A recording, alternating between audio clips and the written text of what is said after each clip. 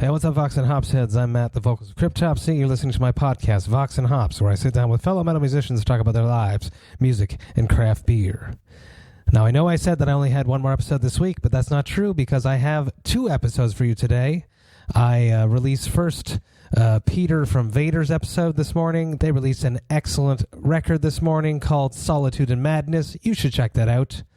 But here is a second episode that I recorded with the great people of Aether Realm, who have also dropped a record today. I thought it was very important to get this episode out today as well so that you could hear this amazing melodic record as well. So this record is called Redneck Vikings From Hell. It came out today via Napalm Records. You should absolutely check it out. It is a very, very good, uplifting record. Check it out. It's amazing. Here is my chat with Jake, Heinrich, and Donny. This is Vox and Hops, episode number 137.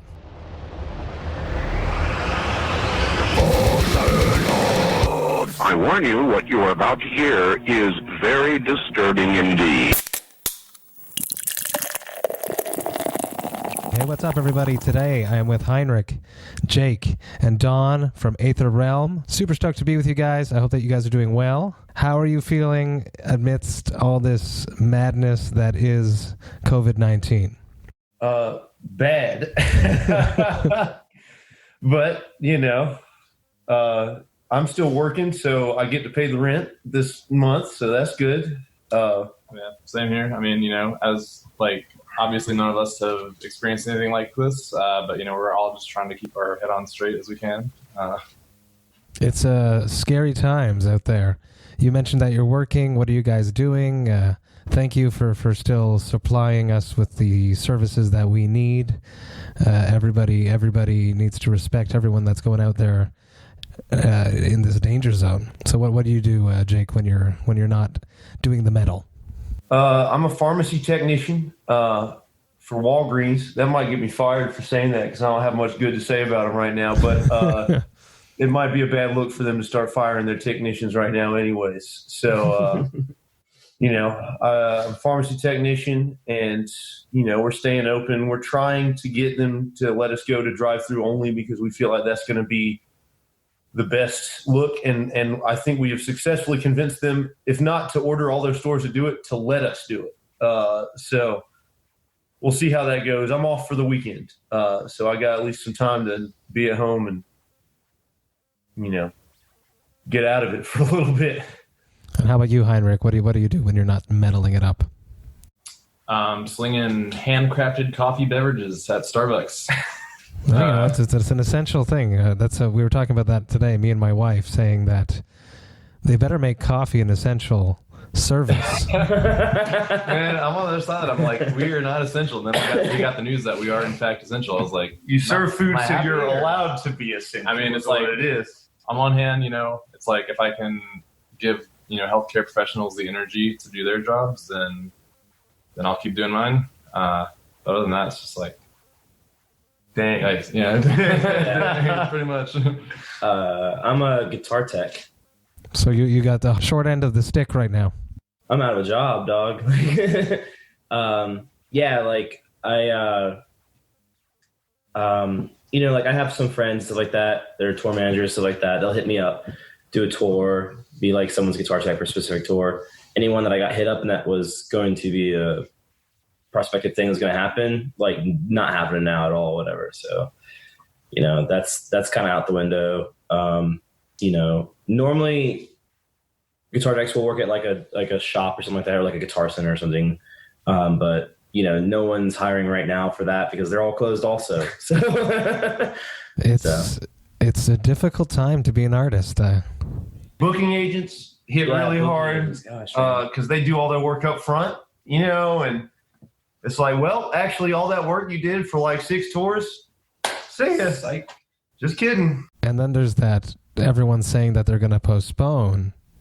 But how can you postpone a tour when you don't even in a venue that's already booked? Because the way it is nowadays, November's booked right now as it is. So how can you postpone a tour that's supposed to happen now to November when there's already tours booked there? So they're booking even farther into the future. It's scary times. Mm-hmm. It's just a lot of uncertainty on all ends. We announced that we're postponing our tour today. And what we're doing is we're just not giving dates until we know that they're going to go. So we got Aaron Gray. He works with Heavy Talent, and he's kind of working on it. But we just decided that we're gonna indefinitely postpone it until we know for sure that it's going to happen. And in the meantime, the album's coming out as expected. So at least we got that to look forward to. I was speaking to Charles from Nuclear Blast. Huge shout out, Vox&Hops Alumni. Love you, brother. And he was saying that they're even thinking about pushing back releases. I've seen some of that. I saw that. I think Hatebreed had some stuff that was scheduled to drop, and because of shows being canceled, the label decided to drop it. Read that on Twitter. I'm glad that our label has not decided to do that, because I don't know what else I would be looking forward to right now if it weren't for that. Well, there is one thing to look forward to. Up here in Quebec, where I'm from, Montreal, Quebec, Canada, they have deemed beer an essential service, which made me really happy. I see that you guys got some beers. You mentioned that Don went out and picked up some brews for you guys today. What do you guys have right there? This is Burial. This is actually a brewery that's like located here where we're from. What we have from them right here. What's really cool is they just have like really cool art on everything, and they're really metal. The names are really cool. They had a beer called Cemetery Gates one time. There was like Massacre of the Innocents or something like that. This one I haven't tried this one yet. This is called Departure from the Dawn. This is an IPA. And it's a collaboration with a brewery from Nashville called Bearded Iris. Sounds like a perfect victim to be on a Vox&Hops Metal Brewer Talks. And it's an IPA. So, yes. Party on. On my side, I am drinking Oskar HMS Arc Royal from Noctem Artisans Brasseurs from Quebec City. It is all of their can art has cats on it, so I'm a fan of that. It's cute. This is an IPA, clocks in at 7%. I think they mess around with hops all the time. This one is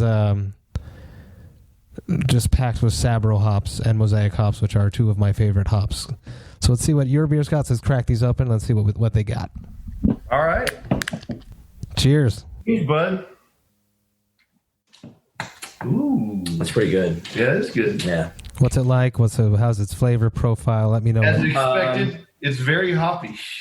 It's got like a little citrus nose to it. So it reminds me more of like a West Coast kind of IPA, for sure. Yeah. I've got to say, I'm not sure if I agree with, what Donny said, yes, but like Burial claims that the endless void of reborn death shall forever dwell among the diamonds of the sky dominion. I'm not sure I'm catching all of those notes. Definitely some reborn death in there. A little bit of the endless void, but I'm not really getting the diamonds of the sky dominion. The endless void. Sure. The endless void. I can smell it. Mine is super juicy. I love Sabro hops. It has such a unique flavor profile. It's like almost like a bit floral, yet very not quite dank, more like creamy, super juicy, tropical. Much love to Noctem Artisans Brasseurs, and a huge shout out to Matt Tremblay, my friend, one of the brewers that works there. I imagine he had something to do with this one. So huge shout out to Matt. Let's talk about craft beer just a little bit. Who here is a craft beer enthusiast? I'm not really like an enthusiast. I'm just like a fan. I'm not like super knowledgeable. We have the benefit of living in Asheville, North Carolina, which for some people they call it Beer City. So we have a lot of cool breweries here. Wicked Weed, which of course got bought out by Anheuser-Busch at some point, and which is sort of the beer equivalent of selling out. Exactly. But I still like them. They still make good beer. Burial has been my favorite. I like their aesthetic a whole lot, and we've got some other stuff by them, some sours in the fridge, which that's usually my go-to if I'm drinking something fancy. Is I like to have a sour, but I I'm all about a good IPA while I'm here. And it's 7.6% alcohol by volume. So I imagine by the end of this, I'll be feeling great. The color on it looks amazing, yeah. It's actually very, very similar to this one. I was more hazy. Very cool, very cool. How about an Aether Realm craft beer? Is this something that you guys have ever imagined happening? And if you would, what style of beer would that be, and what would it be called? That's a tough call. I don't know.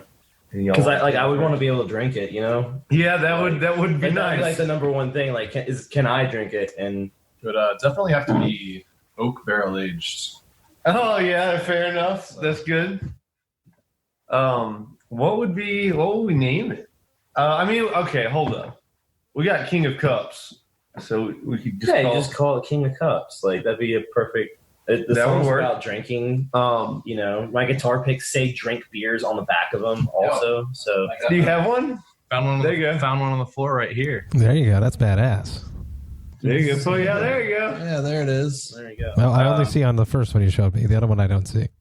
See my arm. I'm a fan of like IPAs. I'd like to go wild with it and go. I also like sours a lot. We could always make the drink that is described in that song. Didn't someone actually make this drink? Supposedly, we have a song called King of Cups, and there's a big old clean singing part where we're like, tequila, gin, and mead, the taste that I most need. And it's a whiskey and a beer, stir till the drink is clear. I'm not sure you could ever stir that and have it go clear. Actually, there is a way to do that. That this person was describing it. There's a way to do this to make it clear. And I can't remember what he said that you have to do, but he made this drink, and it sounds awful. It sounds terrible. We could always make that drink, but I'd always like a good sour, not like a funky, beer, but just a nice Goza or something. Yeah, something like that Anderson Valley Blood Orange Goza that's pretty bomb. Actually. So yeah. I'd be about that flavor. I love myself a good Goza on a nice hot summer afternoon. It's it's perfect. We have there's a bunch of brunch places around here that they'll serve gomozas. Really? It's just it's like if you did like a mimosa, but it's with a Goza beer instead of champagne. Wow. And it's actually it's so fucking delicious. Oh, all right. I was turning up my nose at it. I don't know about that. It's absolutely incredible. It's so good. You guys are ahead of us here. I like this. I'm gonna move where you guys are. After all this shit's over, though. Classic Vox and Hops question. Take me back to your youth. You're growing up in your parents' house or wherever you grew up. What music was playing when you were not in control of the music? Yeah, go first. Yeah, I can do that one. That's easy. Most of the music that was playing that my parents played when I was growing up was old Western and country. Both types of music. Both. Yeah, Western and country. They did that. My mom listened to a lot of 80s pop and some 70s music also. But I actually discovered one day that my mom actually owned a bunch of heavy metal albums, on 33s and stuff that she just never. She just kept it on the DL. I don't want to expose my son to this devil. I didn't know until she had Iron Maiden's Number of the Beast album on vinyl, and one of my aunt Rachel had an Iron Maiden album, and I didn't ever know until I looked at. I was at her house and was looking through her CDs, and I was like, "What?" So that was cool. Yeah, it's weird. I had no idea until I actually found out about Iron Maiden, and then started listening to it. My mom was like, "Oh, you like this?" She's like, "I have this on vinyl," and just pulled it out. I was like, "What?" I was like, "I went my whole life not knowing this at all." But yeah, it was basically country western music and 80s country music. My mom was into. My dad was into really old stuff like Johnny Cash and Merle Haggard, things like that. Who introduced you to C.W. McCall? That's like literally my dad's anthem. All right. My dad used to be a truck driver for a while. That's amazing. That's fantastic. But yeah, he knew about C.W. McCall for a long time. It's like literally he would listen to that. So I've known the lyrics to almost all those songs my entire life, as long as I can remember. Is C.W. McCall still alive? I don't know. I hope he is. I would really love for him to hear Redneck Vikings From Hell. That'd be so meta. So your parents must have been easily accepting of you joining a metal band if your mom had Iron Maiden in the basement. You know, my mom still kind of like asks me when I'm going to get a real job. Breezed. Yeah. You know, my mom's like the classic though. She's like kind of like, you know, like I like the music, but I don't like the screaming parts. You know, it's just, you know, typical normal thing. My dad doesn't really have too much of an opinion on it, but my dad admits the fact that he doesn't really know anything about music also. So, you know, he likes songs that are about stories, and that's like why he likes Western and country stuff. But you know, that's about it. Has your dad listened to any of our new album? Like, did you show him like Redneck Vikings From Hell and be like, yo? Oh, no, I haven't. You need to. You gotta. What about your I should mom? show him that. You gotta hit him with that CW. Yeah, I did show my mom some of the new stuff. I showed her like the ballad songs. Guardian. Yeah. And Goodbye. She liked those a lot. She actually thinks Slave to the Riff's really cool also, but you know, same thing though. She's like, yeah, I like the music. It's kind of blasts off right away. So that's nice. Oh yeah, see, we got a good fuck word right off the bat. Take me back to your first experience with beer. Oh, oh man. Oh, I got. Let me get this. Let me start go this for that one. one. Go for that one, because I have like I could tell like an entire story. So I think I was 17 or 18 years old. I think I was 18 because my sister was 21. She was old enough to buy beer, and she's 3 years older than me. And I was hanging out with our old roommate Sam, our friend Ben, our friend Casey, Mario, bunch of friends, and we're all underage. And we decided that we wanted to play a game called Cryo Mart, which is where you play Mario Kart, but you have to drink while you're playing it. I love this. And so my sister hooked us up with half of a case of, oh God, what was it? It was Natty Light. Natty Light. And so we played Cryo Mart, and the rules of Cryo Mart are that you have one beer, and you start the race, and over the course of the race, you have to finish your beer. But you're not allowed to drink and drive. So anytime you want to start drinking your beer, you have to put your controller down and stop your cart, and then you have to take your beer, and then you can pick your controller back up and keep going. And so you got multiple strategies. We did that same thing, but we called it Mario Kart Drink and Drive. Okay. And you can go about this a couple ways. You can just pound it all right off the bat and then do the race as normal. You can try and do it in bursts where you race and try and get first place for a little bit, then you put your controller down, take a little sip, and then keep going. It was awful. Obviously, it was but we thought it was great, and we thought it was the coolest shit ever. I mean, I knew while I was drinking it that I thought it tasted bad, but like I also thought it was really cool. So that was mine. Y'all want to? I basically my medical records when I was a little kid said that I was actually allergic to alcohol. Well, that's just sad. Oh yeah, literally, because like I lived in Bermuda when I was a little kid, and my dad was stationary. He was in the Navy for a long time, and basically their cough syrup has like alcohol in it and stuff, and so I take the cough syrup, and then suddenly my throat goes into anaphylactic shock, and then I get rushed to the hospital, and doctors are like, he's probably allergic to alcohol. So my medical records, like my entire life, have said I'm allergic to alcohol. I actually still have my medical records from the Navy, like that literally say this from when I was born, like literally. Man, breaking the law. But like, no, they give them to you actually. No, I mean like breaking the law and drinking alcohol, but that's not. Oh yeah, I got you. Medical advice. But like, I had this friend, and I was at my buddy's house. Derek Boskert was his name, and his dad was in the Coast Guard. And his dad's like the the meanest Turkish dude you've ever fucking met in your life. Like, straight up. His name's Mustafa Bozkurt. Yo! He's like, you do not piss off. Oh, Did Mustafa have any facial hair? No. Oh, shit, yeah, he was a Coast Guard. Okay. Yeah, I think he had a mustache. That's a very like mustache looking sounding. Yeah, he had a mustache, but no one called him Mustafa. Everyone called him the Boz. Even his wife called him. Oh my god, that's a big move there. But my buddy who was living with Derek and his family, the Bozes, basically, like he was like, "Yo, dude, Donnie, like, we can test out to see if you're still allergic to alcohol or not. So, you want to do that?" I was like, "Yeah, let's do it. Fuck it." And how old were you? I was 17 years old, and I got shitty drunk at Boz's house. Yo! And I was like super loud and annoying. He was trying to sleep because he had to be at Well, the Boz was the orchestrator of all this, wasn't he? You know, there's one time Boz caught me drinking in his house, and I was not over. You know, I was like not of age at all. And Boz looked at me and he was like, "Are you old enough to drink that beer?" And I was like, "No, sir." And he goes, "Well, let me ask you this question: Are you old enough to die for your country?" Yeah. He goes, "You have a fucking beer." Oh my god.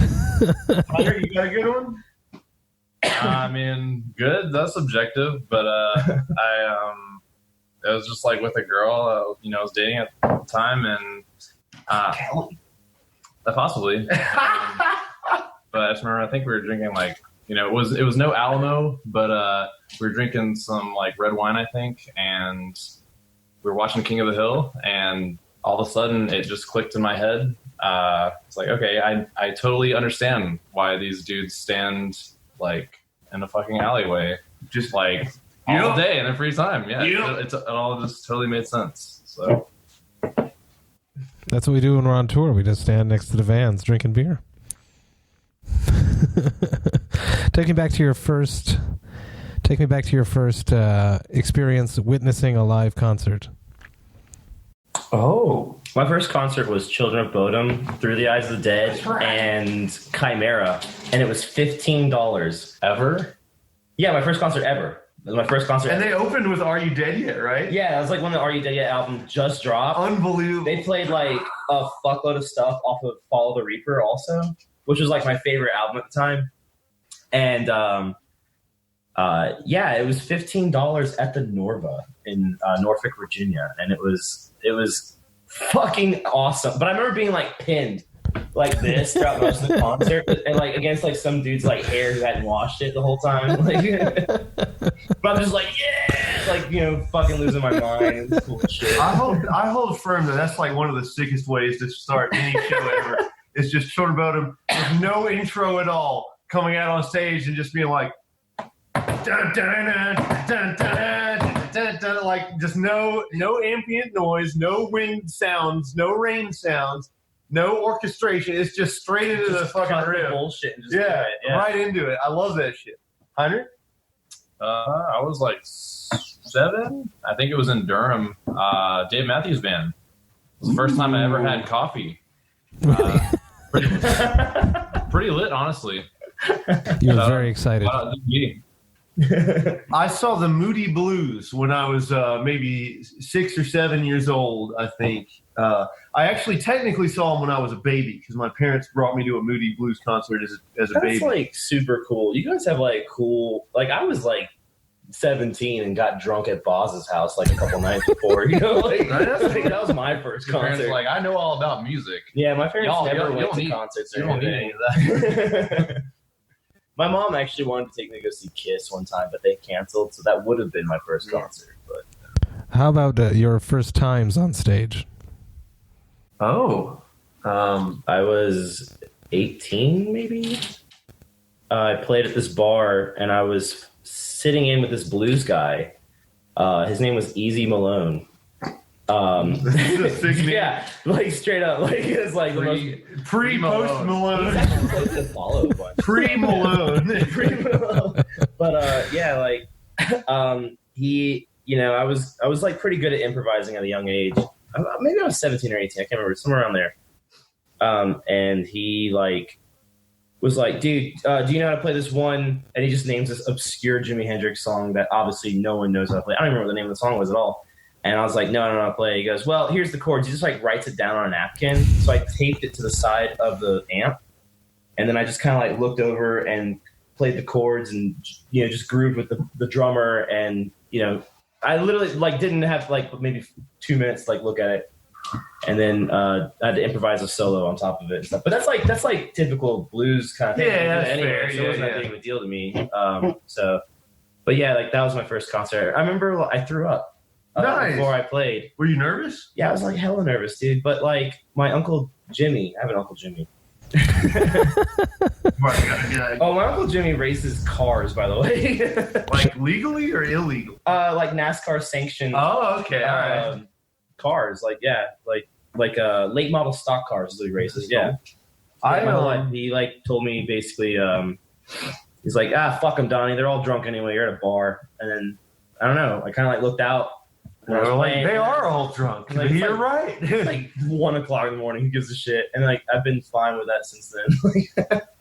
Mine was I think I was 14.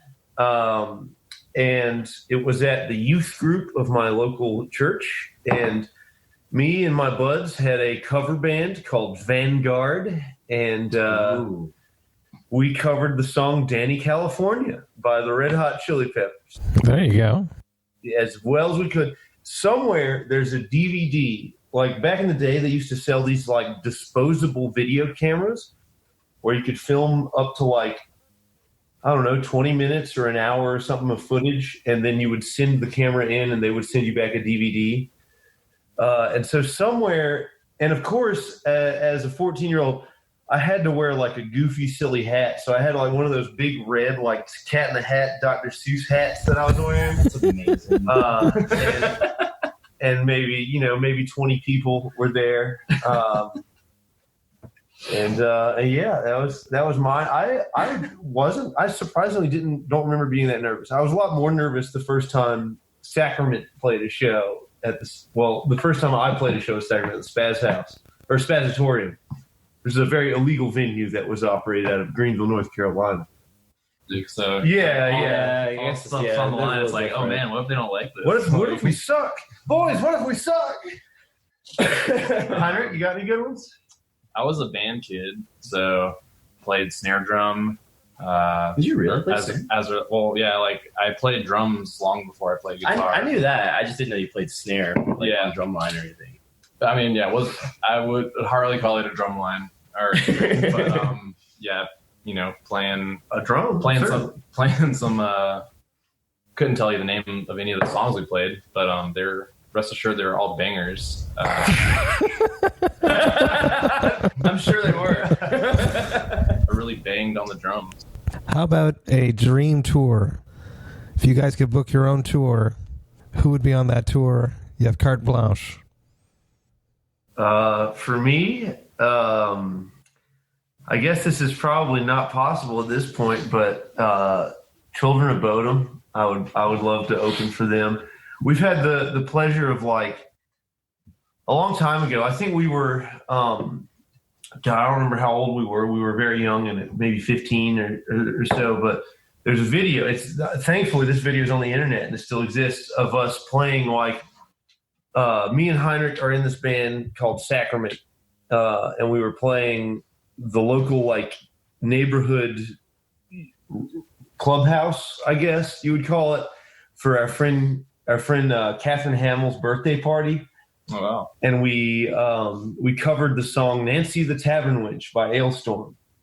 And at that time in my life, I would have absolutely been like, the dream tour is to play with Ailstorm. And then we've done that. Now, like Chris Bowes has wound up being a wonderful dude that's invited us to go out with them a couple of times. So we've had the pleasure of doing that. But if I were to just build one from scratch at this point, I don't know, Children of Bodom, maybe like Amorphous, Winter Sun, and us, and then like 3 opening bands so we don't have to play the opening slot.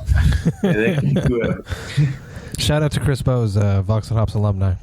Oh, did he do it? He did. Yeah, we had a good time. That's awesome. I didn't know He's Twitch streaming right now because they had to cancel a bunch of stuff. So he's He's making up songs on the keyboard. It's gold. It's awesome. Gold. It's like literally just making them up as he goes along, and it's the funniest shit. Bear on a Tractor, classic. It's so good. Yeah, Tractor on a Bear, also a classic. He has shirts now. Of a bear on a tractor. And a tractor on a bear. It's amazing. That's brilliant. Do any of y'all have a dream tour that differs? Necrophagus Dream Theater, and bring him back. I mean, yeah, that would be cool. I'm not sure if I'm good enough to like hang with them. imagine having to play after Necrophagus. that would be the fuckiest thing. That suck. Yeah, I don't know. Yeah, maybe I agree with all those statements.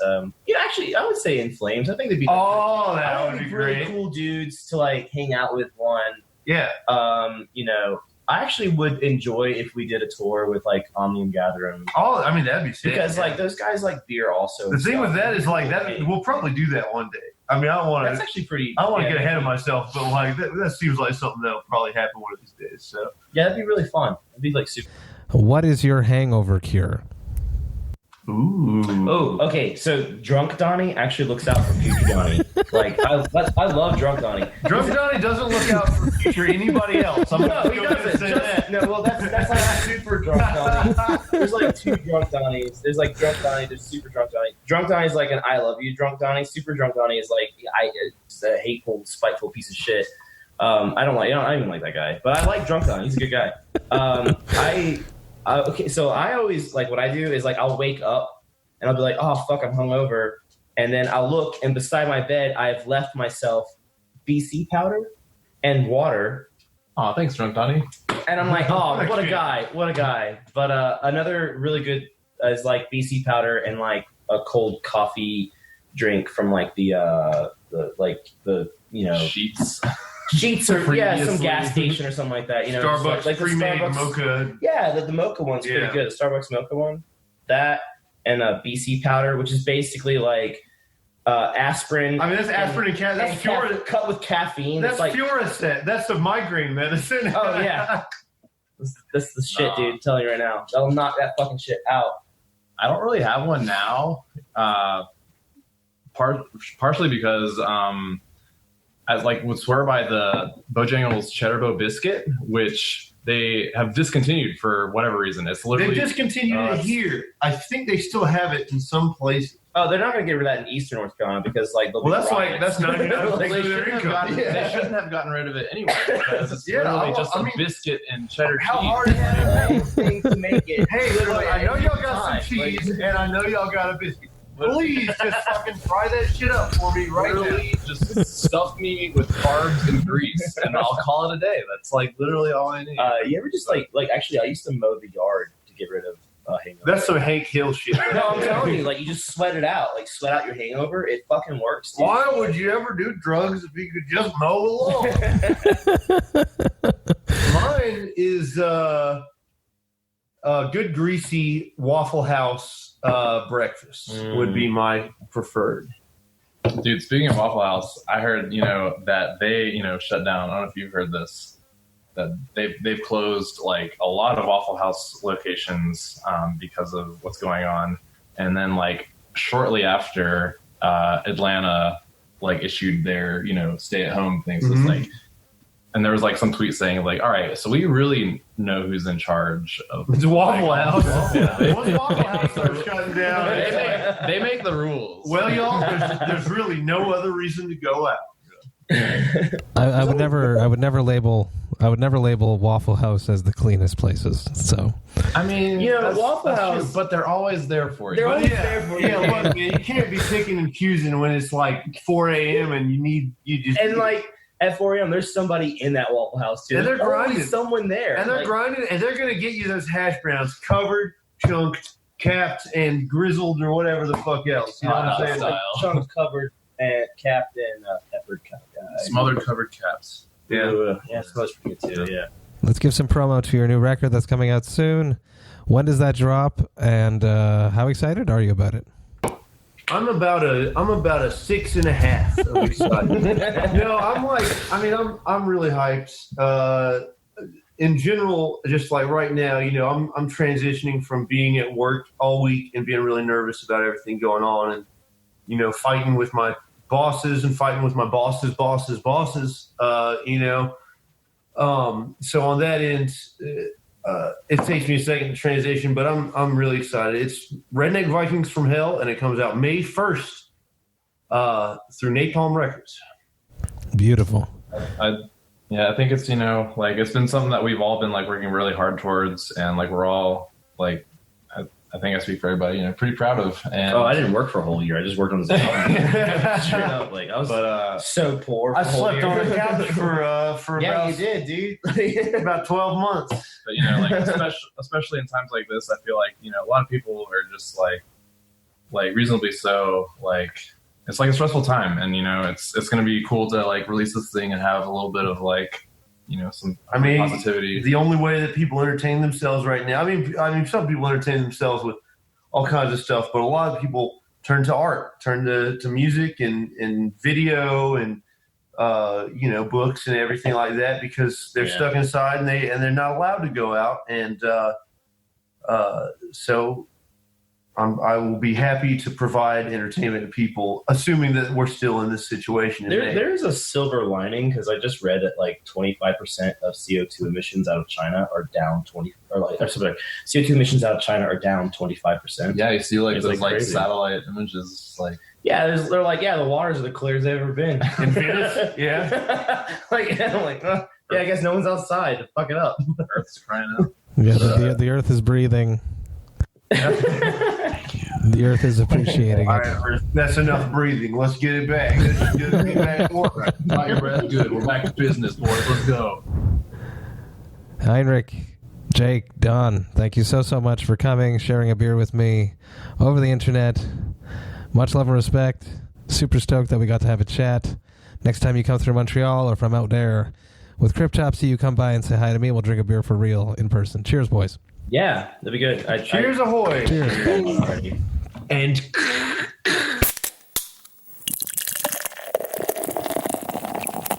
hey, thank you all so much for listening right to the end. You know that I love and appreciate that.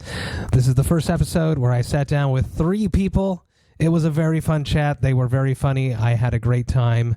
It is interesting to connect with more than one person. I'm so used to just having a one-on-one chat. But I enjoyed this one. Jake, Heinrich, and Donny were super funny, and I connected immediately with them. I can't wait to hang out with them in person and crush a whole bunch of beers with them. So, guys, when you come through Montreal, we're going to hang out, and we're going to drink some beers, and I'm stoked about that. I hope you guys have a great rest of the weekend. Remember that you should go and check out Redneck Vikings From Hell. That came out today, the new Aether Realm record, via Napalm Records. You will not regret it. I'll be back next week with 3 episodes, one on Monday, one on Wednesday, and one on Friday. But until then, relax, enjoy this weekend, and remember to enjoy life, metal, and craft beer. Cheers, Vox and Hops heads.